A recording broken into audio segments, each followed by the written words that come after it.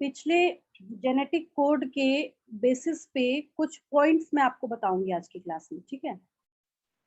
उन पॉइंट्स में से फर्स्ट थिंग ये है, जेनेटिक कोड के बारे में जब आप देखना स्टार्ट करते हैं, जो कोडोन चार्ट आपके पास अवेलेबल है, ठीक है, उसमें सबसे अच्छी बात ये है कि वो कोडोन चार्ट यूनिवर्सल है।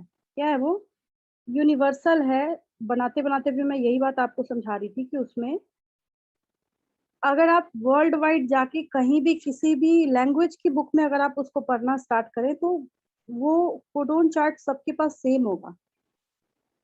कोडोन चार्ट सेम होने के साथ साथ एक और चीज ये है कि उस कोडोन चार्ट के अंदर जो स्पेशलिटी है कि जिस अमीनो एसिड को आपने जिस प्लेस पे बिठाया है, ठीक है, जहां भी प्लेस किया है आपने, ठीक है, उसकी पोजीशन वही होगी, वो चेंज नहीं होगी। एज फॉर एग्जांपल, अगर आपने यहाँ पे first amino acid phenyl alanine को लिखा है, जो भी स्टूडेंट इसको बनाएगा वो फर्स्ट फॉर्म में यहाँ पे फिनाइल अलानिन को ही लिखिएगा, ठीक है।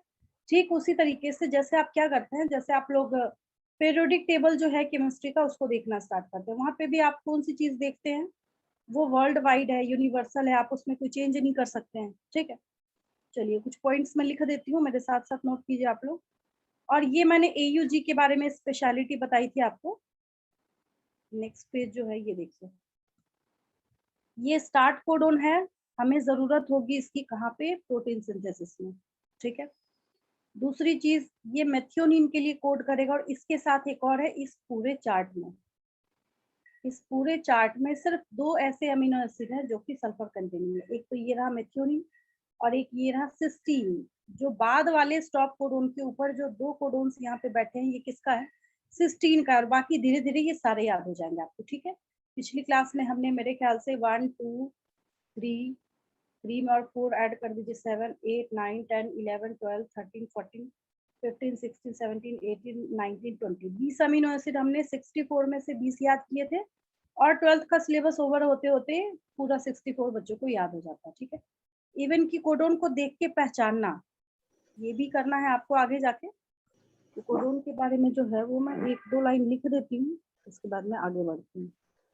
फिर मैं प्रोटीन सिंथेसिस आपको आगे समझाऊंगी तो आपको समझ आएगा, उसको समझने में कोई दिक्कत नहीं आएगी। मैम हाँ मैम आपने ट्रांसक्रिप्शन यूकैरियोट्स के बाद ये कोडोन चार्ट ही समझाया था नेक्स्ट डे। हाँ, यही समझा रही हूँ। उसमें ना यूकैरियोट्स का जो स्प्लाइसिंग वगैरह है वो बचा हुआ है। वो क्यों बचा हुआ है उसका रीजन मैं बताऊंगी आपको। वो जो उसकी प्रोसेसिंग होती है आगे वो अभी रिमेनिंग है, ठीक है। यही मैंने एक्सप्लेन किया है। उसके बाद एक ही क्लास आपकी मिस हुई है अरुणिमा, है ना? एक ही क्लास मुझे याद है जहाँ तक, बस यस वन मैम, क्लास। मुझे लग रहा था कि 2 दिन है, बट एक ही, क्योंकि दोनों दिन लगातार नहीं होता है बायो शायद। एक, हाँ, लगातार नहीं होता। एक दिन जिसने आपने बोला था वो थर्सडे को शायद कि मैम हो सकता है मुझे देर होगी, जो पहले हमने रैपिड फायर का सोचा था, उस डे तो आप प्रेजेंट थे। उसके बाद एक ही क्लास हुई है, ठीक है। चलिए लिखते चलिए मेरे साथ साथ, कोडोन चार्ट। इसको जब आप देखना स्टार्ट करते हैं तो यहाँ क्या है कि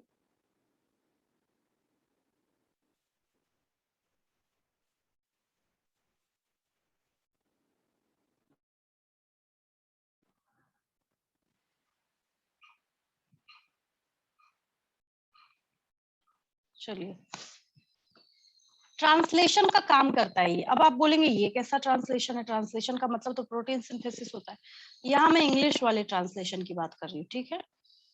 कोडोन चार्ट और टेबल, कोडोन चार्ट और टेबल जो बनाया आपने पिछली क्लास में, can be used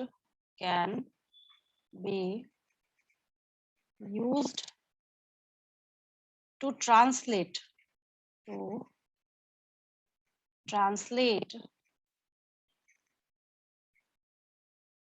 a genetic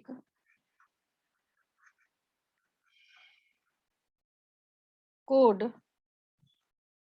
कैसे? मतलब यहाँ पे इम्पोर्टेंट बात है, एक कोड आपको दिखता है और वो कोड अपने अंदर छुपा के रखता है कि वो किस अमीनो एसिड को रिप्रेजेंट करने वाला है। तो वही मैं लाइन लिख रही हूँ यहाँ पे into a sequence of amino acids. यही बताता है कि आखिर अमीनो एसिड का सीक्वेंस क्या होगा, sequence of amino acids.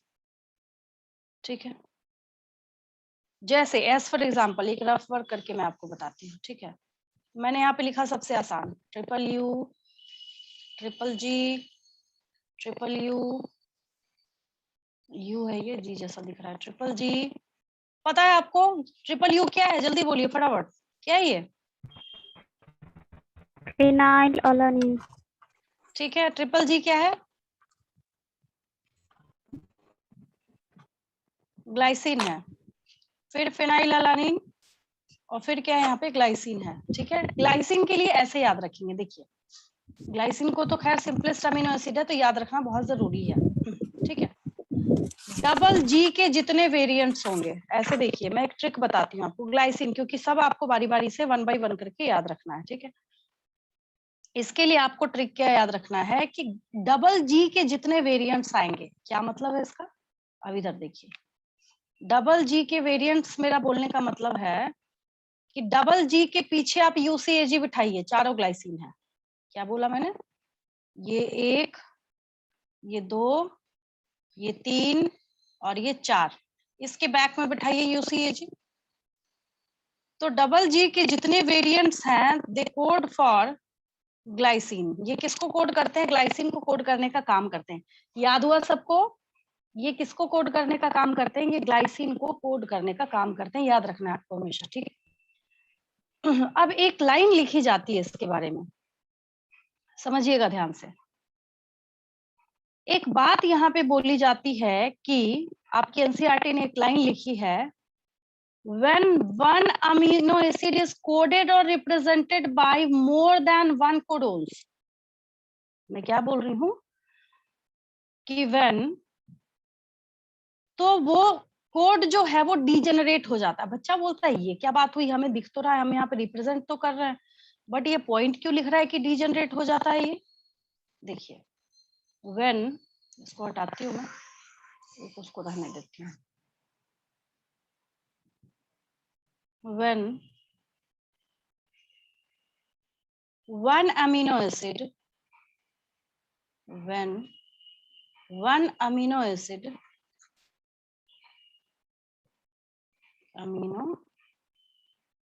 acid is coded or represented by, coded or represented by, or represented by more than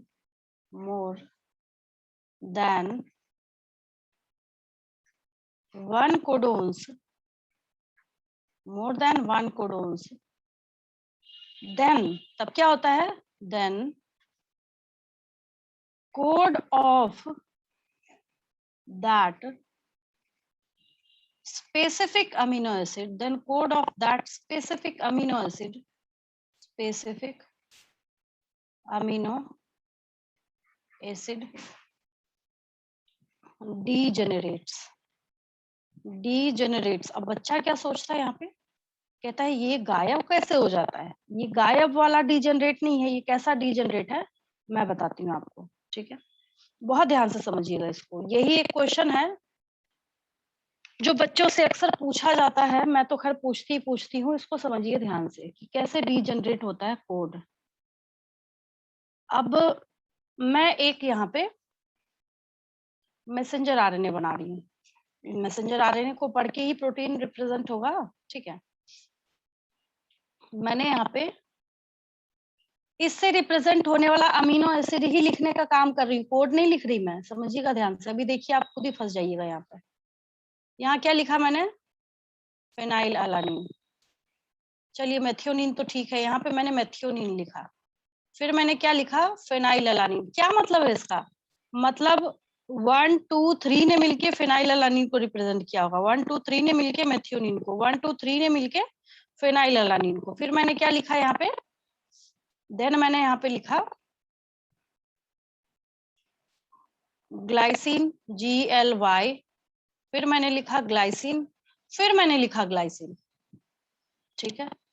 फिर मैंने यहाँ पे लिखा मेथियोनिन, इसमें तो खैर कोई दिक्कत नहीं है, इसकी बात मैं नहीं कर रही। फिर मैंने लिखा यहाँ पे फिनाइल अलानिन, फिर मैंने लिखा यहाँ पे ग्लाइसिन। अच्छा,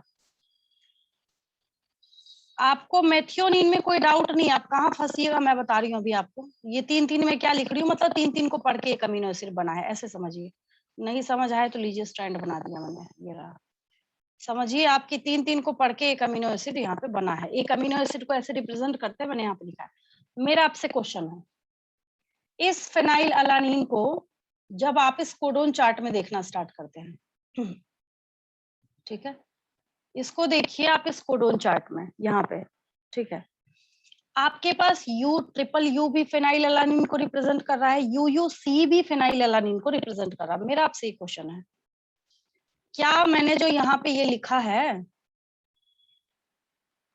इस पेज पे आते हैं वापस, मैंने जो यहाँ पे फिनाइल अलानिन लिखा है, क्या ये बता रहा है कि कौन से कोड से ये अपने आप को रिप्रेजेंट कर रहा है? No ma'am. यहाँ पे इट मे बी U और इट मे बी UUC।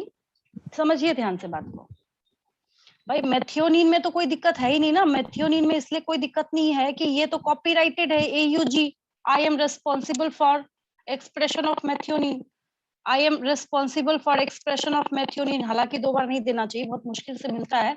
इसी को देख के तो प्रोटीन सिंथेसिस स्टार्ट हो जाता है। आपको समझाने के लिए एक बात बता रही हूँ, ठीक है। अब ये इन दोनों में से कोई भी हो सकता है, फिनाइल अलानिन जो है। अब मैं आपसे क्वेश्चन पूछूं, नहीं मुझे बताओ किसने फिनाइल अलानिन को रिप्रेजेंट किया है? आप बोलेंगे पता नहीं, इन दोनों में से किसी ने किया होगा, है ना। आप बोलेंगे इन दोनों में से किसी ने किया होगा, ठीक है। फिर इस पे आते हैं, फिर आप बोलेंगे हमें नहीं पता, U भी हो सकता है, UUC भी हो सकता है। अब ग्लाइसिन में देखिए कितनी खिचड़ी है। मैंने आपको बताया कि G के जितने वेरिएंट्स हैं सब ग्लाइसिन को रिप्रेजेंट करते हैं, that is simplest amino acid, ठीक है। तो यहाँ पे क्या खिचड़ी है, सो देखिए, मान लीजिए कि मैं आपको कंफ्यूज करने के लिए सारे ही लिख देती हूँ यहाँ पे। एज फॉर एग्जाम्पल मैंने यहाँ पे लिखा आपके लिए, ये U भी हो सकता है और UUC भी हो सकता है। उसी तरीके से यहाँ फिनाइल अलानिन है तो UUC भी हो सकता है और U भी हो सकता है। अब ग्लाइसिन की बात कीजिए, अब यहाँ पे क्या है, GGU भी हो सकता है, GGC भी हो सकता है, GGA भी हो सकता है और GGG भी हो सकता है ना। तो बन गई ना खिचड़ी। अब यहाँ पे अब नहीं समझ आ रहा आपको, तो इसके लिए ये स्टेटमेंट मैंने यहाँ पे लिखा है, जब एक अमीनो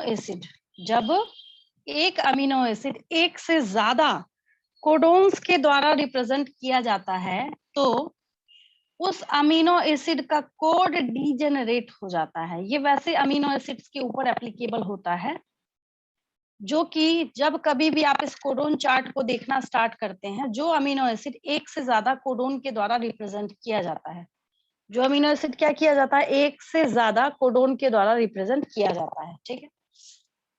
ये देखिए फिनाइल अलानिन जो है, इसको U और UUC आप अभी प्रिंट कर लीजिए अपने दिमाग में। नीट के एग्जाम में जब आप बैठे होंगे, डायरेक्ट आपसे कोडोन का नाम पूछ के अमीनो एसिड का नाम पूछ लेगा। UUC represents phenyl alanine, valine, tryptophan, ऐसे ऐसे करके आपसे पूछ लिया जाएगा इसको, ठीक है। तो यहाँ पे एक एक करके 1 by 1 कर करके आपको क्या करना है, इसको याद करना है, ठीक है।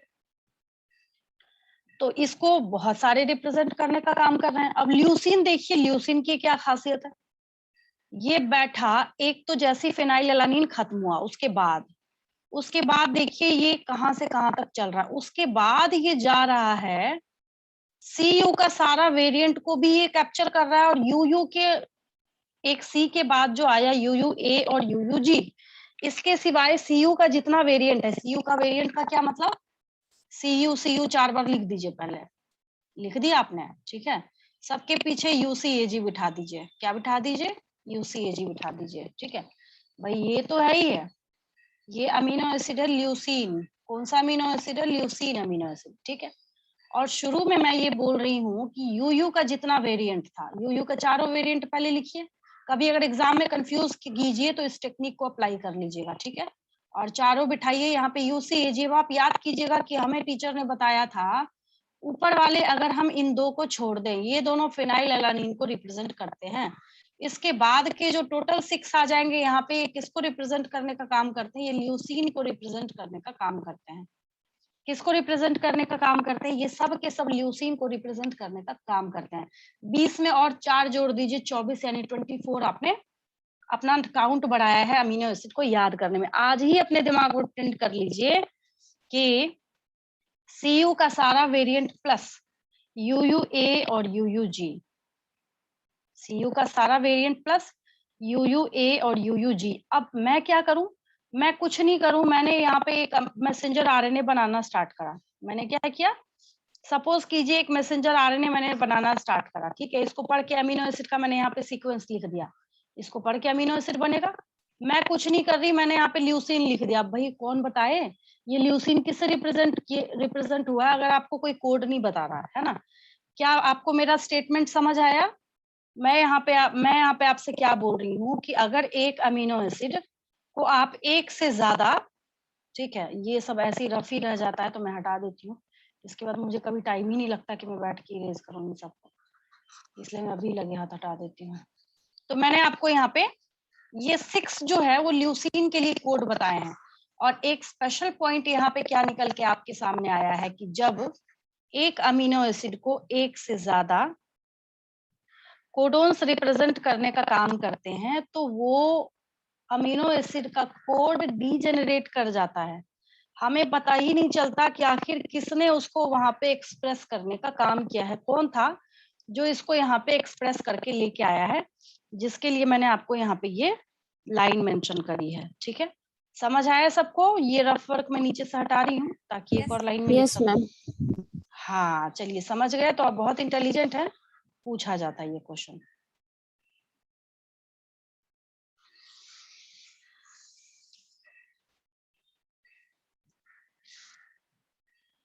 चलिए आगे बढ़ते हैं हम लोग। कोडोन चार्ट में ही स्पेशल पॉइंट, इसका जो एक एक पॉइंट है सब अपने आप में कुछ ना कुछ मीनिंग को कैरी करने का काम करता है। ठीक है, अब ये कैसा होता है जो कि मुझे फर्स्ट ही पॉइंट यहाँ पे लिखना चाहिए था, खैर नहीं लिखा तो मैं अब लिख देती हूँ।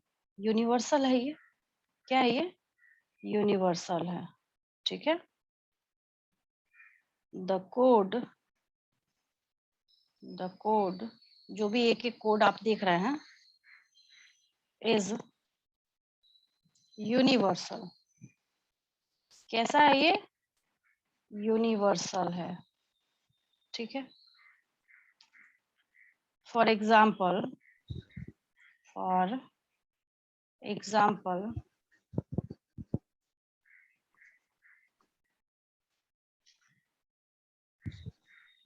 From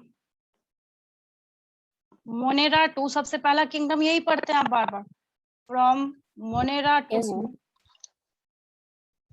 to animals, Monera to animals सब कवर हो गया इसमें। From Monera to animals triple U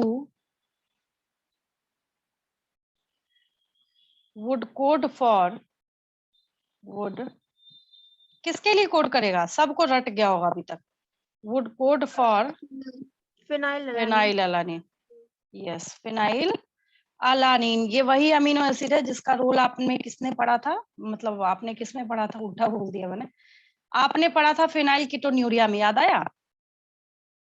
आपने फिनाइल कीटोन्यूरिया में यही वो फिनाइल अलानिन है, हाँ, जिसमें हमने पढ़ा था इसको। ठीक है, फिनाइल अलानिन। ठीक है, बाकी XYZ जो भी है सब हम लोग क्या करते हैं इसी तरीके से इसको, और टेबल में जब हमें रिप्रेजेंट करना होता है तो इनिशियल 3 लेटर जो है वो हम लोग लिख देते हैं, दैट इज फिनाइल अलानिन। ठीक है, कुछ है एक्सेप्शंस इसके, नोट करके लिख लीजिए। एक्सेप्शंस इसके कुछ हैं, बट ऐसा नहीं है कि मतलब बिल्कुल ही सब पे एप्लीकेबल हो जाएगा, कुछ एक्सेप्शन है इसमें जहाँ पे ये वेरी करेगा। एक्सेप्शंस की बात करते हैं। एक्सेप्शंस की जब हम लोग बात करेंगे उसमें दूसरे तरीके से होगा, आगे जाके बताऊंगी मैं आपको। इसका एक्सेप्शंस देखिए, एक्सेप्शन क्या है इसका कि जब आप किस में देखना स्टार्ट करेंगे, एक्सेप्शन है इसके माइटोकॉन्ड्रियल कोडोन्स, तो वहां पे जो इसके चलने का, अपने आप को रिप्रेजेंट करने का जो पैरामीटर है वो चेंज हो जाएगा। Mitochondrial codons. माइटोकॉन्ड्रिया की क्या खासियत होती है? एक लाइन, एक टर्म कोई भी स्टूडेंट बताइए। पावर हाउस माइटोकॉन्ड्रियल कोड और एंड माइटोकॉन्ड्रियल कोडोन्स एंड सब नहीं, सम प्रोटोजोअन्स। प्रोटोजोअन तो भाई अनोखा ही है। प्रोटोजोअन किसको बिलोंग करता है बताइए तो, याद है किसी को? किस किंगडम को बिलोंग करता है? प्रोटोजोअन किस किंगडम को बिलोंग करता है? ये Monera, protista, fungi, plenty, animalia किसको बिलोंग करता है? ये प्रोटिस्टा को बिलोंग करता है। किसको बिलोंग करता है? ये प्रोटिस्टा को बिलोंग करता है। और ये इतने हैरत अंगेज होते हैं। पहले शुरुआत में इसकी पढ़ाई पता है कहाँ कराई जाती थी? देखिए मैं आपको एक इंटरेस्टिंग चीज बता रही हूँ। जैसे आप लोग पढ़ना स्टार्ट करते हैं ना 11th में या 9th में, आपने जो पढ़ा था जैसे पॉरीफेरा, ठीक है, सिलेंट्राटा, ठीक है, ऐसे करके बहुत सारे जब जो आपने पढ़ने स्टार्ट किए थे, तो इसके पहले प्रोटोजोअन्स पहले पढ़ा है। बहुत पुरानी किताब निकाल के देखिए, बहुत ओल्ड बुक्स की मैं बात कर रही हूँ। इसके पहले प्रोटोजोअन्स को पढ़ा दिया जाता था। क्यों? क्या खासियत है इसकी?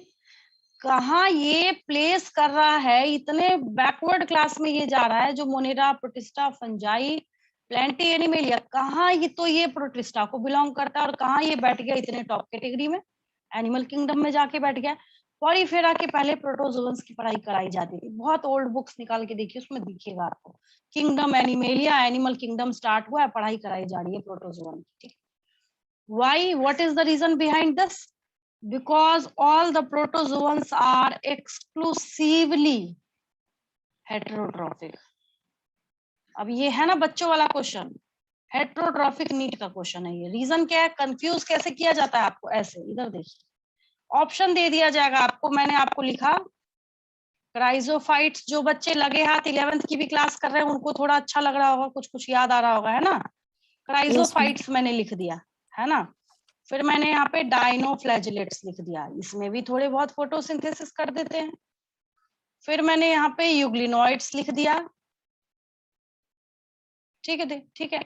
और चौथा ऑप्शन मैंने यहाँ पे प्रोटोजोअन्स का लिख दिया।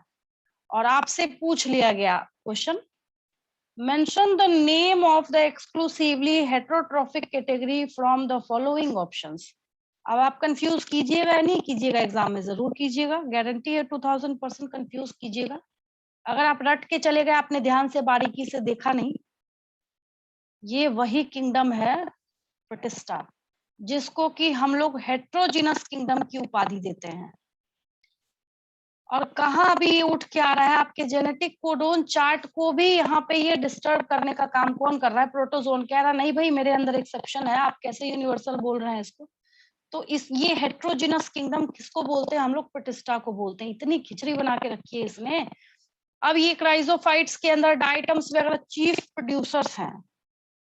कहाँ ये बेचारा प्रोड्यूसर है? चीफ प्रोड्यूसर, ठीक है। कहाँ ये भी फोटोसिंथेसिस कर सकता है? यूग्लिनोइड्स भी तो, ये तो खैर जादूगर ही है। सनलाइट दीजिएगा तो फोटोसिंथेसिस करेगा, सनलाइट नहीं दीजिएगा तो हेट्रोट्रॉफिक बन जाएगा। बचा कौन? प्रोटोजोन। एक्सक्लूसिवली हेट्रोट्रॉफिक होने की वजह से शुरुआत में गलती से इनको एनिमल्स में प्लेस कर दिया गया था, ठीक है, बाद में इसको सही किया गया है। तो ये जो है सिर्फ यहाँ पे मैंने याद दिलाया है आपको, प्रोटोजोन वही प्रोटोजोन है, ठीक है। और माइटोकॉन्ड्रिया के बारे में आपने पढ़ा था जब आप सेल चैप्टर कर रहे थे 11th क्लास में, वहां पे साफ साफ मैंने आपको एक बात बताई थी कि mitochondria is a autonomous structure, autonomous cellular body part या बॉडी और मतलब सेलुलर बॉडी ऑर्गेनल, ठीक है। सेल के बॉडी का एक ऑटोनोमस स्ट्रक्चर है। हर उस चीज को ऑटोनोमस की उपाधि दी जाती है जो कि अपना जेनेटिक मटेरियल खुद कैरी करने की क्षमता रखता है अपने पास। उसको हम लोग क्या बोलते हैं? ऑटोनोमस बोलते हैं। क्या बोलते हैं हम लोग उसको? ऑटोनोमस बोलते हैं, ठीक है। तो इस पेज में लिखिए एक एक लाइन और एक एक शब्द, क्लियर है आपको? ठीक है। अब चलिए, हाँ, स्टॉप कोडोन्स वाला मैंने, देखिए पिछली क्लास में मैंने एयूजी वाला तो लिख दिया था, स्टॉप कोडोन वाला मैंने नहीं लिखा था, तो लिख लीजिए एक लाइन, आसान है।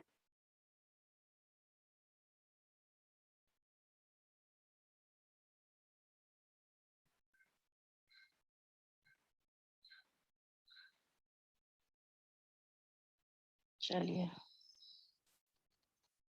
लिखिए यहाँ पे स्टॉप कोडोन्स का ही पॉइंट दे देते हैं हम लोग स्पेशल। सारे जो सिलेबस है ना 11th और 12th के बिल्कुल इंटर रिलेटेड है, आपको कभी भी किसी भी वक्त में 11th क्लास में पहुंचा देती हूँ, है ना। 11th समझिए या 9th समझिए, एक ही बात है।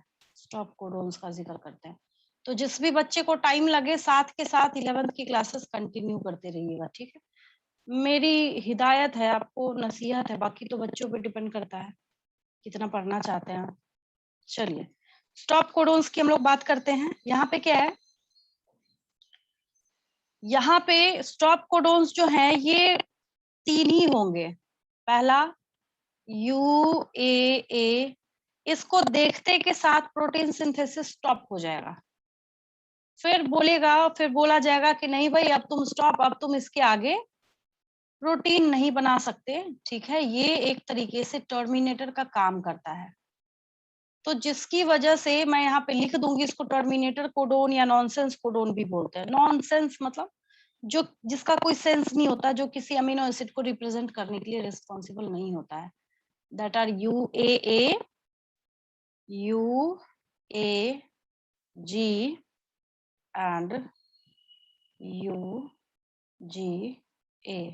ठीक है।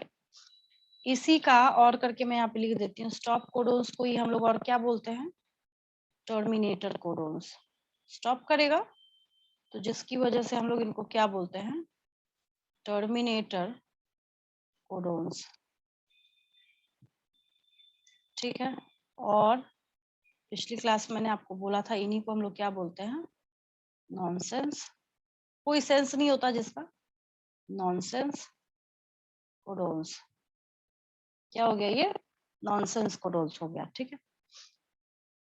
लिख लीजिए इसके बारे में, आपको पता है, आप जानते हैं, और हम लोग इसका आगे यूज और इस्तेमाल भी करने वाले हैं।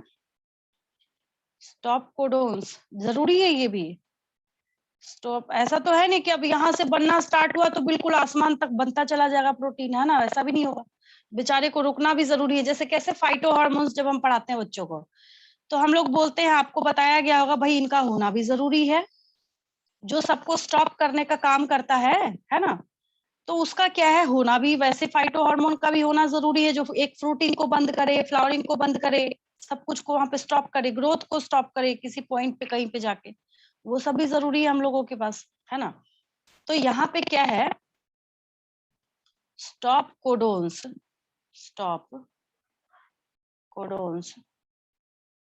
आर रिक्वायर्ड और नेसेसरी भी आप लिख सकते हैं, चाहिए ही चाहिए, है ना। अब है भले ही ये नॉनसेंस कोडोन, बट बेचारे चाहिए। Stop codons are required for termination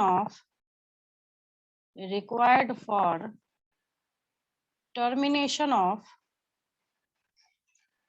translation. ये प्रोटीन सिंथेसिस वाला है, नहीं हुआ तो अब बंद नहीं कर पाएंगे प्रोटीन सिंथेसिस को। टर्मिनेशन ऑफ ट्रांसलेशन, क्या है, ये वही है, that is protein synthesis. Protein synthesis के लिए मैं यहाँ पे बोल रही हूँ आपको। चलिए रह के ना ये चलना बंद कर देता है बीच में, ये भी पेजेस ज्यादा हो गया ना इसके, ये भी हैवी फाइल हो गई है, खुलने में भी टाइम लगता है और ये रह के हैंग भी करने लगता है बीच में। यहाँ तक कोई दिक्कत तो नहीं किसी को? ठीक है, चलिए क्वेश्चन एक दे देती हूँ आपको, असाइनमेंट क्वेश्चन में ही जोड़ देती हूँ। मान लीजिए मैं ऐसे क्वेश्चन लिखती हूँ, पिछली क्लास में तो पहले ही क्वेश्चन लिख दिया था मैंने, उसके बाद मैंने पढ़ाना स्टार्ट किया था। ये सारे क्वेश्चन है, काफी आसान है। जैसे टोटल नंबर ऑफ कोडोन कितने हैं, 64 है। कितने नाइट्रोजनस बेस एक कोडोन को कोड करते हैं, 3। स्टॉप कोडोन का नाम बताइए, या नॉनसेंस कोडोन का, ये लिखना आपको। कितने स्टॉप कोडोन होते हैं, 3। फंक्शनल कोडोन कितने होते हैं, 64 में से 3 माइनस कीजिएगा, 61। Start codon AUG, which codon code for methionine, AUG, which type of RNA recognizes AUG for initiation of translation, tRNA, है ना। Right a note on AUG वाला पेज लिखना था आपको, यहाँ पे रिप्रेजेंट कोडोन चार्ट ये आपको बनाना था, ठीक है। चलिए, और मैं आपको एक इंटरेस्टिंग क्वेश्चन देती हूँ, आसान है, मतलब आप लोगों को इंटरेस्ट आएगा बनाने में, काफी इजी है, अब तो याद हो गया आप लोगों को। अगर मैं यहाँ पे आपको, पता नहीं क्या दिक्कत है इसको, कभी टाइप होता है कभी नहीं होता है, चलिए लिख ही देती हूँ।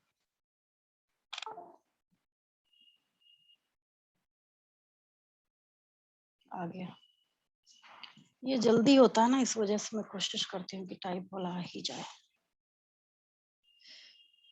Predict the sequence of amino acids, ठीक है, आपके एनसीईआरटी में भी दिया गया होगा एक ऐसा क्वेश्चन, मैं इसको क्वेश्चन ही मान के चलती हूँ।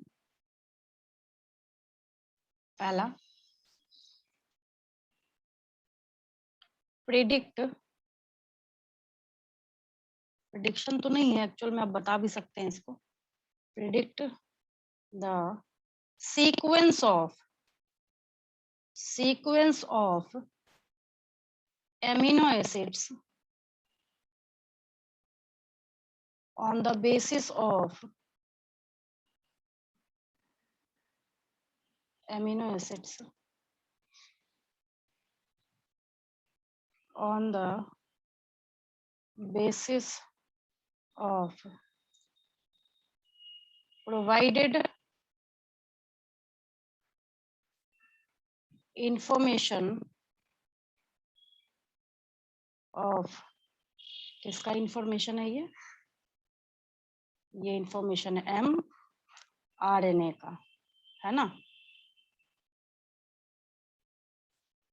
On the basis of provided information of mRNA, या फिर यहाँ पे कहीं पे कोड्स लगाया जा सकता है, चलिए ठीक है, आप लोग समझ ही रहे हैं कोडोन है ना, बात खत्म। सपोज कीजिए मैं ऐसे लिख रही हूँ यहाँ पे, ठीक है, एक लाइन डाल देती हूँ, सपोज कीजिए यहाँ से मैं स्टार्ट कर रही हूँ, ठीक है, कैप्स लॉक की कर देती हूँ, AUG, थोड़ा सा गैप दे देती हूँ ताकि पता चले किसको कोड कर रहा है, बस मेथियोनिन लिखना है यहाँ पे, UU, फिर गैप दिया मैंने, UUC, फिर गैप दिया मैंने, ठीक है, GG, फिर गैप दिया मैंने, UUC, फिर गैप दिया मैंने, ठीक है, फिर UUC, फिर गैप दिया मैंने, देन और इसमें लिख लीजिए GGU, फिर गैप दिया मैंने, UGU किसका हो जाएगा, सिस्टीन का हो जाएगा। इससे धीरे धीरे ना जितना प्रैक्टिस में लाएंगे उतना आपको याद होगा। ये GGU तो खैर ग्लाइसिन का है ही है, डबल G के सारे वेरिएंट किसके, ग्लाइसिन के हैं, ठीक है। UGU जो है ये सिस्टीन है, ठीक है। देन यहाँ पे मान लीजिए एक और आपने लिख लिया, डबल G के सारे वेरिएंट, मतलब GGC, फिर UUC, फिर GGA, ग्लाइसिन फिर आ गया, है ना। फिर आपने यहाँ पे UU लिख लिया, फिर आपने यहाँ पे GG लिख लिया, ये अच्छा लग रहा है, UU GG एक जैसा ही है ना। ये पूरा जब तक भरता नहीं है मैं कर देती हूँ, उसके बाद मैं स्टॉप कर दूंगी वहां पे, ठीक है। फिर मैं यहाँ पे कर देती हूँ UGC, यूनिवर्सिटी ग्रांट्स कमीशन, याद रखेंगे, ठीक है। सिस्टीन को कोड करने का काम करता है, UGC है ना, UGC बहुत सारे एग्जाम्स लेती है, हायर कॉलेजेस वगैरह में प्रोफेसर को बहाल करने के लिए, यूनिवर्सिटी ग्रांट्स कमीशन सिस्टीन को ये रिप्रेजेंट करने का काम करता है। मतलब UGC है, याद करने के लिए नहीं कि एग्जाम में लिख के आ जाएगा यूनिवर्सिटी ग्रांट्स कमीशन, है ना। फिर उसके बाद एक और लिख लीजिए GGC, और अब मेरी मर्जी मैं क्या करूं, मैं इसको स्टॉप कर देती हूँ। अगर मैंने क्या किया, इसको यहाँ पे ऐसे स्टॉप करना है मुझे, ठीक है। तो स्टॉप करने के लिए मैं क्या करूँ, कोई भी लिख लीजिए, यहाँ पे UAA लिख लीजिए कोई भी, और मैंने यहाँ पे ऐसे डैश लगा दिया, ठीक है। समझ गए क्या करना है इस क्वेश्चन में, आपको RNA चिपकाना है कि कौन सा जो RNA है, मतलब कौन सा जो अमीनो एसिड है वो इस RNA को पढ़ के, इसको रीड करके और बनेगा आगे जाके, ठीक है। अगला क्वेश्चन देखिए जो मैंने अभी अभी बताया है आपको, why is it said that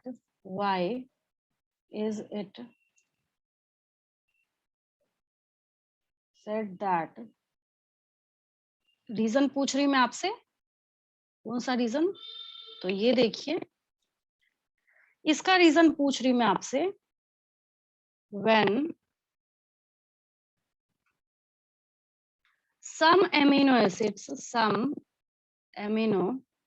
acids are coded by more than one codon,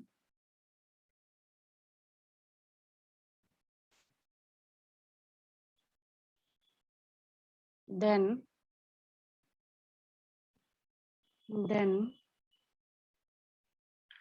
code of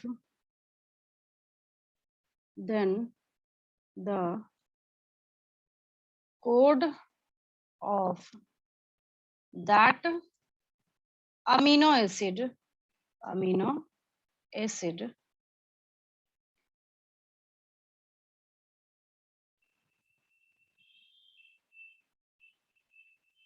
degenerates. Code of that amino acid degenerates. हाँ ठीक है, ठीक है। क्वेश्चन मैं पूछ रही हूँ कि ऐसा क्यों बोला जाता है। पहले मैं इसको डबल इन्वर्टेड कॉमा में बंद करूंगी, उसके बाद में वाई पूछा है, फिर मैं क्वेश्चन मार्क लगा दूंगी, ठीक है। दूसरे क्वेश्चन में एक एग्जांपल देके आपको समझाना है कि एक से ज्यादा अगर अमीनो एसिड इसको कोड करेंगे तो वहां पे क्या होता है। आप क्लियर नहीं कर पाते कि किस कोड ने उस अमीनो एसिड को रिप्रेजेंट किया है। जैसे मैंने आपको ग्लाइसिन का एग्जांपल सिखाया, ल्यूसिन का एग्जांपल सिखाया, इस तरीके से ये अपने आप को रिपीटेडली जब फॉर्म करने का, बताने का काम करते हैं तो वहां पे ये कंफ्यूजन क्रिएट करने का काम करता है, ठीक है। तीसरा क्वेश्चन लिखिए, mention all the codes, mention all the codes of, mention all the codes of amino acid हालांकि कैप्स लॉक को नहीं लिखना चाहिए इसको, ल्यूसीन, ठीक है। ल्यूसीन के आपको 6 कोड यहाँ पे लिखने हैं। ऊपर वाला 2 हो गया UUA और UUG, और उसके बाद CU के सारे वेरिएंट आपको लिखे। Mention all the codes of amino acid leucine, ठीक है। धीरे धीरे करके ऐसे याद करा रही हूँ मैं आपको, है ना। चलिए बाकी बैक पेज पे मैं चलती हूँ। चौथा क्वेश्चन जैसे जैसे याद आएगा मैं यहाँ पे लिखती जाऊंगी। या एक एक्सेप्शन वाला भी क्वेश्चन लिख लीजिए, mention exceptions of,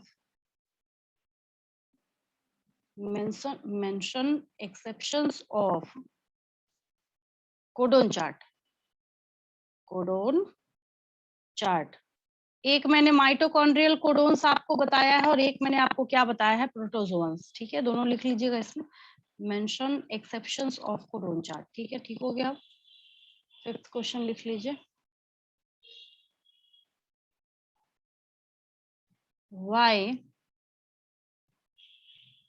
why is amino acid, why is, codon chart कर देती हूँ, why is कोडोन चार्ट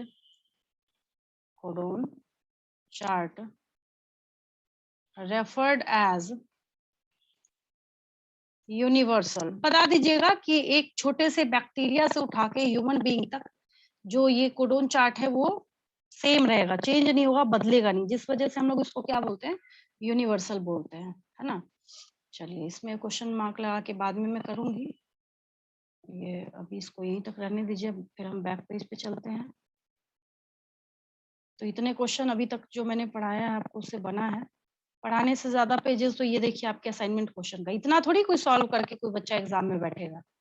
ये सोच के जिस दिन पढ़ना स्टार्ट कीजिएगा ऑटोमेटिकली आप 90+ में चले जाएंगे, ठीक है। पॉजिटिविटी जितनी लाएंगे उतना ज्यादा आप 90+ में मूव करते चले जाएंगे, ठीक है। चलिए, क्योंकि इस जेनेटिक कोड की पढ़ाई करके हम लोग क्या कर सकते हैं, बहुत इजीली हम लोग म्यूटेशन सीख सकते हैं।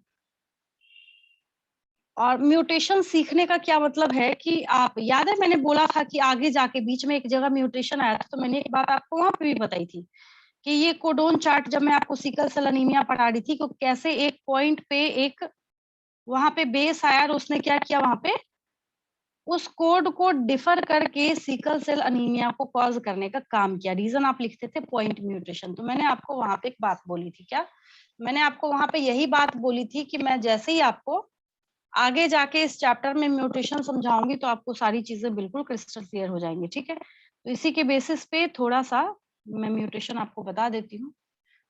चलिए, समझ आया यहाँ तक? कोई दिक्कत तो नहीं किसी को? क्लियर है? No ma'am. Yes yes ma'am. Ma'am. चलिए,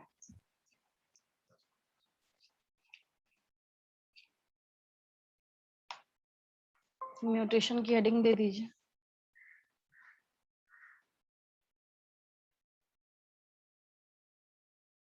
संडे को कहाँ से स्टार्ट करना है? आप लोगों से मैं चॉइस पूछ रही हूँ। देखिए, ये सारे चॉइस मैं देती हूँ आपको।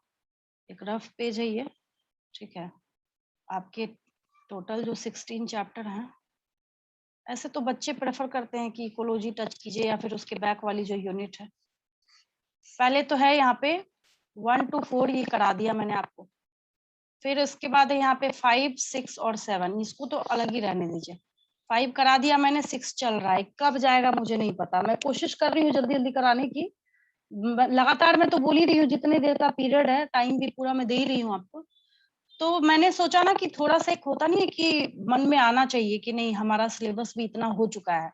अब मान लीजिए, सपोज कीजिए कि लास्ट में जो आते हैं ना बच्चे मेरे पास क्रैश कोर्स करने के लिए, मैं यही टेक्निक उन पे भी अप्लाई करती हूँ। मैंने यहाँ पे 8, 9, 10 लिख दिया, 11 और 12 बायो, इनको छोड़ के बायोटेक्नोलॉजी के दोनों चैप्टर है। ये जब तक 6 पूरा खत्म नहीं होगा, डीएनए फिंगरप्रिंटिंग वगैरह आपको नहीं समझ आएगा ये, ठीक है। आ जाएगा, उतना अच्छा नहीं आएगा। और एक आपके पास है 13, 14, 15 और 16, ये इकोलॉजी है। तो चाहे तो आप इस यूनिट को स्टार्ट कर सकते हैं, ये हेल्थ एंड डिजीज वाला है। हेल्थ एंड डिजीज है, strategies for enhancement in food production है, माइक्रोब्स इन ह्यूमन वेलफेयर है, ठीक है। और ये चारों चैप्टर जो है इकोलॉजी के हैं। मेरा आपसे पूछना है कि आपको ये स्टार्ट करना है या ये करना है? कौन सा करना है? 13 करना है या 8 करना है? इकोलॉजी। इकोलॉजी में। हाँ, काफी आसान है, तो आप लोग थोड़ा रिलैक्स होके सुनिएगा, है ना। इकोलॉजी है कि ये ऐसा चैप्टर है कि इसको जब मैं स्टार्ट करूंगी, मैं पहले ही आपको बोल दे रही हूँ, वार्निंग दे रही हूँ। आप अगर बहुत ध्यान से सुन भी रहे हैं ना, तो वहां पे मेरी गारंटी होगी कि आपको सारे क्वेश्चंस इससे सॉल्व हो जाएंगे। और हम लोग कोशिश करेंगे ज्यादा से ज्यादा क्वेश्चंस जो है उसको यहाँ पे पेस्ट करके और उसको सॉल्व करते चले हम लोग, तो आगे दिक्कत नहीं आएगी आपको।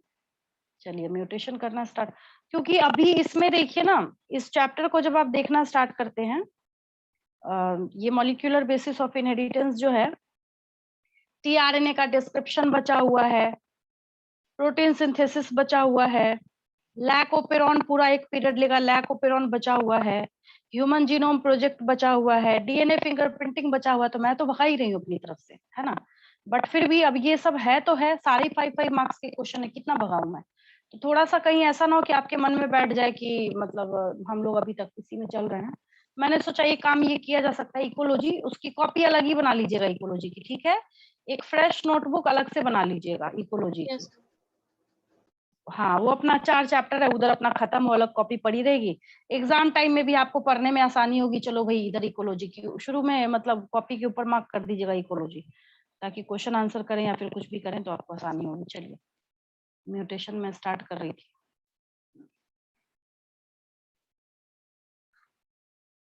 म्यूटेशंस अब आपको इसलिए अच्छे से समझ आएगा कि आपने ये सारा गेम समझ लिया है जेनेटिक कोड का। Mutations and genetic code, genetic code, इसको हम लोग देखना स्टार्ट करते हैं। क्या है ये म्यूटेशन? एक्चुअल में क्या है? सबसे अच्छा जो आपने इसको समझा है वो सिकल सेल एनीमिया के एग्जांपल से ही समझा है। तो पहले तो हम लोग वही लिखेंगे म्यूटेशन के बारे में। म्यूटेशन है क्या? म्यूटेशन इज एक्चुअली, पहले तो सडन चेंज इन डीएनए हम लोग बोल के काम चला लेते थे। बट अब जेनेटिक मटेरियल, क्योंकि कई ऐसे भी तो होते हैं जिसके पास जेनेटिक मटेरियल क्या होता है, आरएनए होता है ना, उसके लिए हम लोग यहाँ पे लिख लेते हैं सडन चेंज। कैसे भी कोरोना वायरस के कहते हैं भाई ये वेरिएंट आ गया है तो वो आ गया है, कुछ अपना लॉजिक दे रहे हैं, इंजेक्शन ले लो, जब नया वेरिएंट आएगा फिर क्या करोगे, जो वैक्सीन ले रहे हैं लोग उसके लिए। Sudden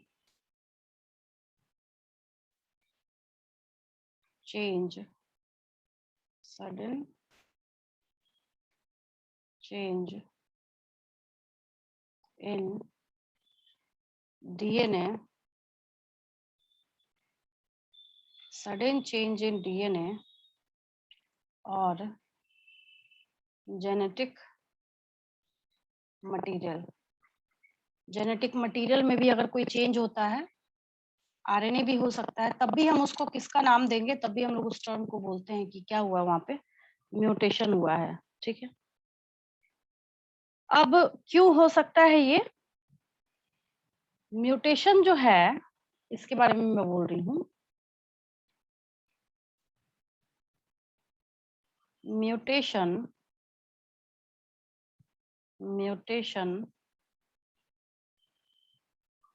may result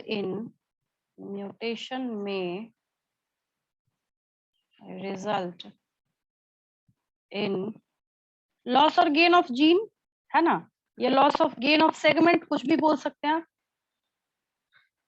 loss result in loss और gain of a gene that leads to, क्या करेगा ये, that leads to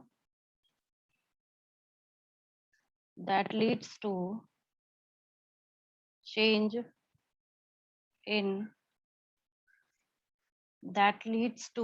in function। ठीक है, फंक्शन को भी ये क्या कर सकता है, चेंज कर सकता है। ठीक है, इसका जीता जागता एग्जाम्पल आपने क्या देखा है, सिकल सेल एनीमिया। ठीक है, चलिए वही मैं लिख देती हूँ आगे जो आपने पढ़ा है पहले।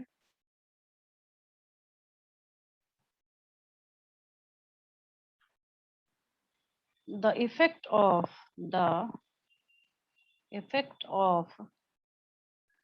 point mutations,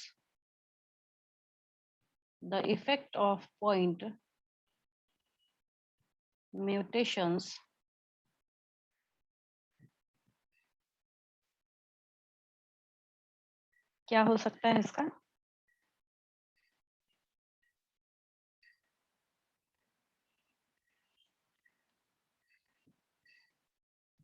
can be easily analyzed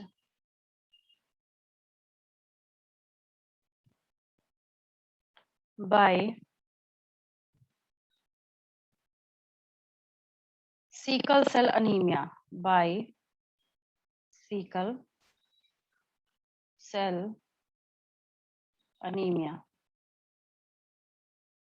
ठीक है, ये खूब सीखा है, वापस तो नहीं बताने की जरूरत है। सिकल सेल एनीमिया याद है ना सबको, है ना, हाँ, सिकल सेल एनीमिया याद है सबको।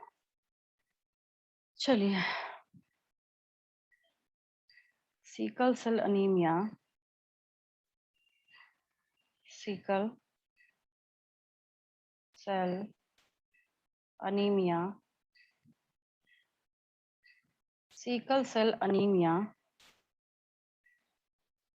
occurs due to, थोड़ा हैंग कर रहा है ये, फिर ये बंद हो गया। रोज का इधर इसका ड्रामा है, पता नहीं लगता दूसरी फाइल सेलेक्ट करनी पड़ेगी। थोड़ा सा वेट करेंगे आप लोग, मैं इसको ओपन करती हूँ।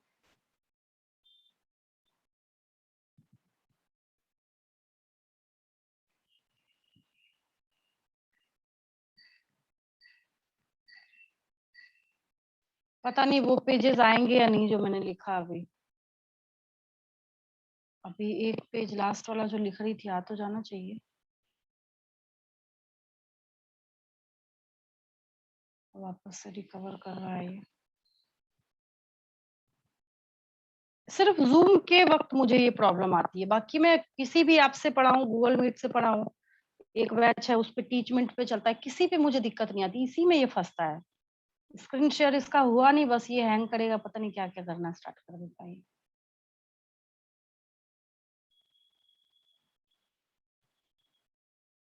पता नहीं, मुझे तो नहीं दिख रहा वो पेज, लगता गया।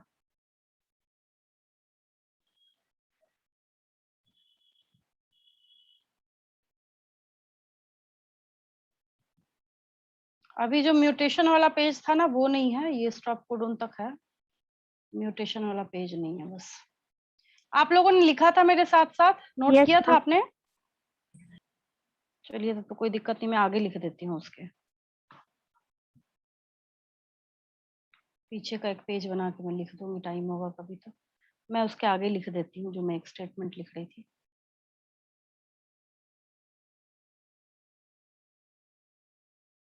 अब तो जब मैं कुछ एक पेज लिखूंगी तो बार बार मुझे, अच्छा ये ऑटो सेव करके आ गया, तो क्लास खत्म होने के बाद ही होगा।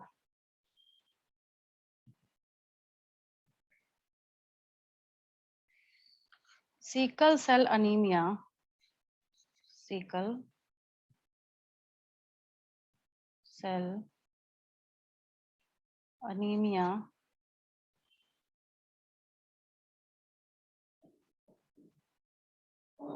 किसकी वजह से होता है? occurs due to point mutation, पता ही आप लोगों को? occurs due to point mutation, ये रीजन भी आ गया यहाँ पे निकल के सामने, point mutation।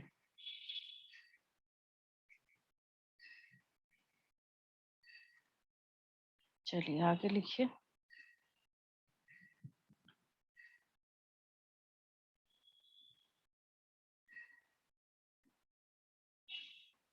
अब एक एग्जाम्पल के थ्रू मैं इसको समझाती हूँ आपको, ठीक है?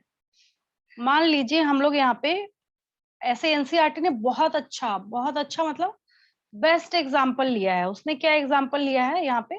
जैसे आप लोग एक स्टेटमेंट लिखते ना यहाँ पे ऐसे, राम हैज रेड कैप।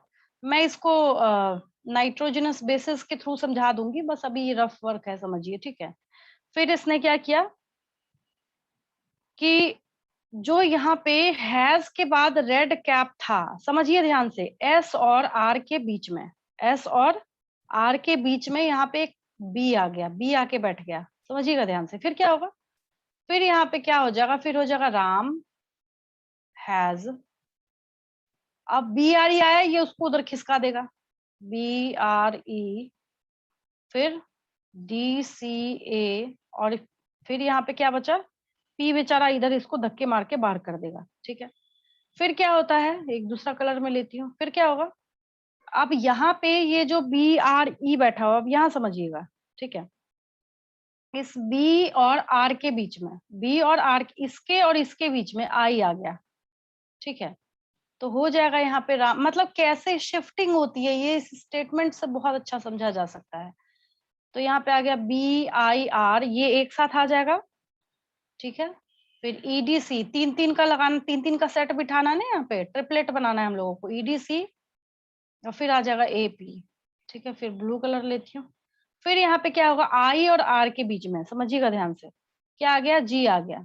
तो एक स्टेटमेंट बन गया पूरा पूरा, राम हैज, ये तो खैर बाद में लगाएंगे, राम हैज बिग, ये आया तीनों एक साथ, बिग रेड कैप।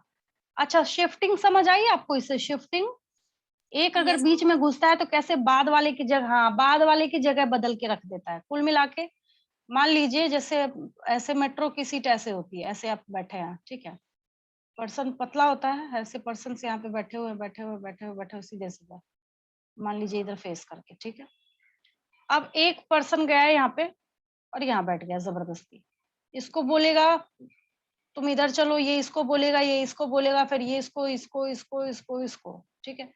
थोड़ा और ये कंजस्टेड होता, यहाँ पे कंजस्टेड वाली चीज नहीं है, मैं इसका एग्जांपल, मतलब शिफ्टिंग ऐसे होती है, एक पहले वाले को नहीं, बात आपको यहाँ पे ये समझनी है, इसके शुरुआत वाले में कोई हलचल नहीं होती है, बाद वाले को ये यहाँ पे डिस्टर्ब करके रख देता है। तो मैं इन सब एग्जाम्पल की बजाय आपको क्या करती हूँ, कोड्स बिठा देती हूँ ताकि आपको इसको समझने में और आसानी हो। ये तो खैर एनसीईआरटी में बहुत बेस्ट एग्जाम्पल है, बच्चों को समझने के लिए उससे अच्छा तो कुछ हो ही नहीं सकता है ना। अब हम लोग क्या करते हैं, इसको समझने के लिए यहाँ पे ऐसे करते हैं, ठीक है। फॉर एग्जाम्पल,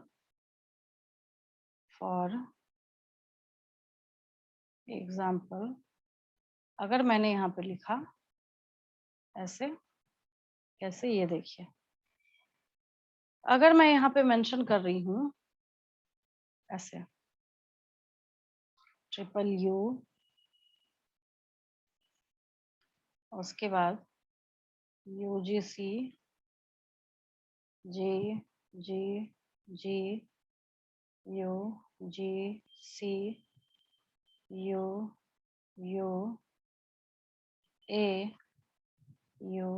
UC, ऐसे करके मान लीजिए मैंने इतना बिठा दिया, ठीक है, ज्यादा बिठाने का कोई फायदा नहीं है। फिर मैंने ऊपर से क्या किया, यहाँ पे इस G और इस U के बीच में, इस G और इस U के बीच में मैंने एक G ऐड करना चाहा। यहाँ पे पहले वाले के साथ कोई छेड़छाड़ नहीं करेगा, ये क्या करेगा, ये इधर ये दो को पकड़ लेगा, बाकी को आगे आगे आगे आगे खिसकता, मतलब खिसकाता चला जाएगा, ठीक है। तो देखिए कैसे G के ऐड होने से ये कैसे हो गया, सो देखिए यहाँ पे वैसे ही चलेंगे, U ऊपर वाले को कॉपी कीजिए, UGC, G के बाद आया ना, G, यहाँ तक कोई दिक्कत नहीं है, पहले वाले में कोई चेंज नहीं हुआ। अब ये बाद वाले को देखिए कैसे डिस्टर्ब कर रहा है, ये खुद हो जाएगा, ये G आ गया, यहाँ पे इन दोनों को पकड़ लेगा साथ में, G, U, G, फिर क्या हो जाएगा, CU, फिर U, C को बाहर कर दिया यहाँ पे। ऐसे ही जैसे जैसे ये which type of mutation is this, तो ये एडिशन है, ऐड कर रहे हैं हम, यहाँ पे घटाएंगे तब भी बाद वाले में चेंज होता चला जाता है वहां पे। तो ये क्या है, एडिशन टाइप ऑफ म्यूटेशन है, ठीक है। तो यहाँ पे हमने क्या किया है, इंसर्ट किया है, यहाँ पे हमने क्या किया, इंसर्ट किया है, ठीक है। और ये जगह ऑक्यूपाई जो करता है, तो बाद वाले जितने भी यहाँ पे कोडोन्स आपको देखने को मिलते हैं, उनकी जगह को ये ऑक्यूपाई करने का काम करता है, ठीक है। इस तरीके से हम लोग इसको देखते हैं। चलिए कुछ और मैं क्वेश्चंस लिख के 10 वहां पे पूरा कर देती हूँ। इसी में जब एक पूरा का पूरा फ्रेम गायब होगा तो हम लोग उसको क्या बोलेंगे, फ्रेम शिफ्ट म्यूटेशन। कुछ फोटोज जो मैंने पहले भी दिखाए थे, बट मैं आगे नेक्स्ट क्लासेस में भी दिखाऊंगी आपको। चलिए यहाँ तक थे आपके 5 क्वेश्चंस, इसको मैं आगे पूरा कर दूं। ये रहा,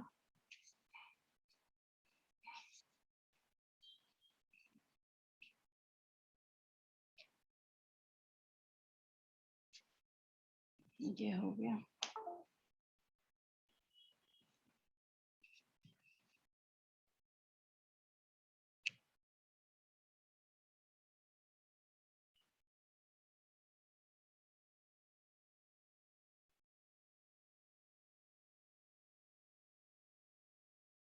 सिक्स्थ लिख लीजिए।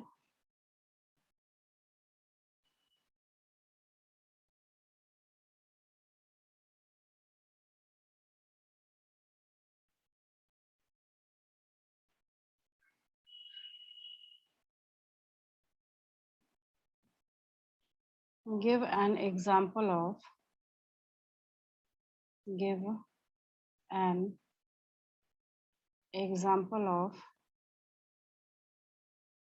point mutation. पता है आपको, कई बार आपने क्वेश्चन किया है, सिकल सेल एनीमिया लिख लीजिएगा। नेक्स्ट लिखिए,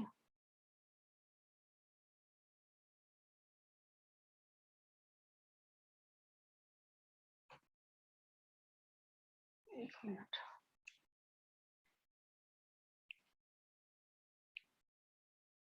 what is mutation, what is mutation,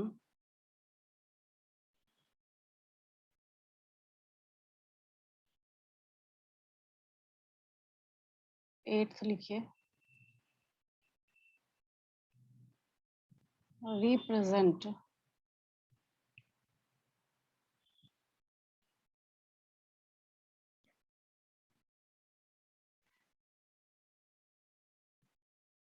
a case of, जो मैंने अभी बनाया है उसी को लिख लीजिएगा, represent a case of mutation. एम तो है ही नहीं यहाँ पे, एक मिनट नीचे देख के करती हूँ ना तो ऊपर देखना ही भूल जाती हूँ। Represent a case of mutation, ठीक है, 9th लिखिए। मैं कोडोन चार्ट बनाने को नहीं दे रही हूँ, मैं उसके फीचर्स पूछ रही हूँ। राइट अ नोट ऑन, जो मैंने आज सिखाया आज की क्लास में, right a note on codon chart. 10th question, which amino acid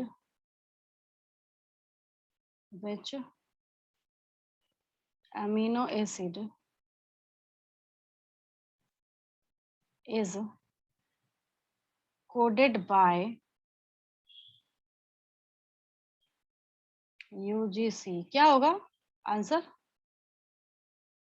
cysteine. Answer क्या होगा इसका? हाँ ठीक है, सिस्टीन इसका आंसर हो जाएगा। चलिए, कोई डाउट तो नहीं आज की क्लास से किसी को?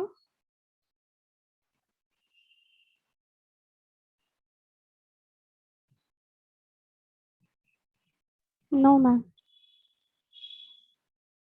चलिए ठीक है। मैम आकांक्षा, संडे को आयशा, रैपिड फायर होगा? अनुप्रिया, कल ही ना, कल अब कहाँ, मैंने कोई इन्फॉर्मेशन तो उधर से दी नहीं है, कल तो नहीं होगा। देखिए आगे किसी दिन ना मैं करती हूँ, उतना ही है, उतना पोर्शन जहां तक मैंने आपको भेजा था, ठीक है, वहीं तक का होगा। आगे का दूंगी तो फिर आप परेशान हो जाएंगे। Yes ma'am. अच्छा, स्कूल में तो टेस्ट वेस्ट ऑर्गेनाइज हुए होंगे आप लोगों के, हुआ है इधर? मैम Yes, मेरा ma'am, यूनिट है। टेस्ट है। कब है आपका अरुणिमा? मैम मेरा अभी डेट फाइनल नहीं हुआ है, लेकिन ये जुलाई के लास्ट वीक या अगस्त के फर्स्ट वीक में करने को बोले हैं सर। मैम मेरा 19 से है। तो सिलेबस की, हाँ सिलेबस की कोई दिक्कत तो नहीं है, वो तो आप लोग का एडवांस में चल रहा है? नो मैम, सिलेबस कंप्लीटेड है। हाँ चलिए, उसकी तो कोई दिक्कत नहीं। पिछली बार 11th में बहुत दिक्कत हुई थी ना, क्योंकि वही 1-2 चैप्टर, मतलब बहुत ज्यादा उसमें लेंदी भी था। फिजियोलॉजी में भी कुछ एक्स्ट्रा फालतू फालतू क्वेश्चंस पूछने की वजह से भी रह गया था। अभी कल एक, जैसे बायोलॉजिकल क्लासिफिकेशन का एक टेबल है ना, तो उसमें देखिएगा, कल मैंने 20 मिनट का लेक्चर डाला है उसमें, ठीक है, और उस 20 मिनट में 11th वाले बच्चों ने 6 पीरियड खाया मेरा, फालतू फालतू क्वेश्चंस पूछ के। कोई पूछ रहा है लाइगर कैसे बनता है, कोई कुछ पूछ रहा है, मैं स्पीशीज बोल रही हूँ तो वो दूसरे जहान का। और जो बच्चा इरिटेट करके बाकी बच्चों को पीछे कर किया, वो बच्चा है भी नहीं, खुद भी गायब हो गया वहां से। मुझे पहले पता होता है कि पढ़ने लिखने वाले बच्चे नहीं है, इरिटेट करते हैं बस। अब आप ही लोग के बैच में देखिए ना, आप लोग अभी हैं, मतलब ऐसे बिल्कुल शांति से पढ़ रहे हैं। जो बच्चे थे प्रॉब्लम क्रिएट करने वाले, जिनको पढ़ना लिखना नहीं था, वो गए। और आपको क्या लगता है कहीं पढ़ वढ़ नहीं रहे हैं, कहीं वो ऐसे ही बैठे हुए हैं, ऐसे झक मार रहे हैं बैठ के? तो होता है जिनको नहीं पढ़ना लिखना होता ना, वो क्लास को ऐसे इरिटेट करते रहते हैं, फालतू फालतू क्वेश्चंस पूछ के। उनको टीचर को सुनना नहीं होता, उनको बस ना कुछ एक्स्ट्रा गूगल में से सर्च कर करके पूछना होता है टीचर से। तो वही चीज है। चलिए, आप लोग तो पीसफुली सुन रहे हैं, तो उसका रिजल्ट भी आप लोग को मिलेगा। और इतने सारे क्वेश्चंस करके आपको तो नहीं, आप खुद भी ये सोचिए ना, ऐसे इतने सारे क्वेश्चंस करके कोई बच्चा बैठेगा क्या बोर्ड एग्जाम में? अब मैं आप ही से पूछ रही हूँ, चलिए आप ही बता दीजिए मुझे, क्या इतने क्वेश्चंस करके कोई बच्चा बैठेगा बोर्ड एग्जाम में? सवाल ही नहीं उठता है ना। तो इसको ऐसे पॉजिटिवली लीजिए। चलिए, लीव करती हूँ मैं। Thank you ma'am. Thank you ma'am. Thank you ma'am. Thank you ma'am. Thank you ma'am. चलिए, वेलकम।